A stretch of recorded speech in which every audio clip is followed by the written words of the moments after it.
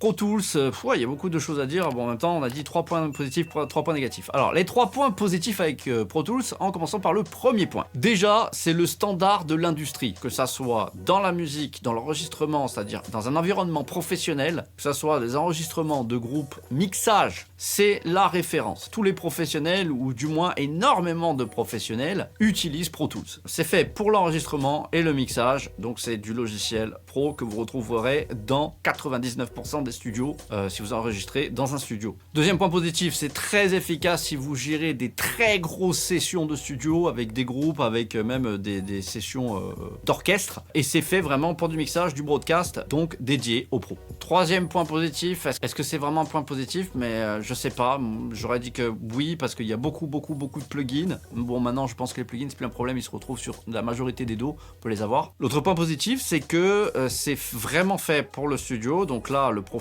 c'est du pro. Vous savez où vous allez, ça fait partie du standard de l'industrie, qui a beaucoup de mises à jour aussi. Donc du coup, le premier point négatif, justement, c'est que ça marche par abonnement et pas d'autre chose. On peut plus acheter des licences perpétuelles sur Pro Tools.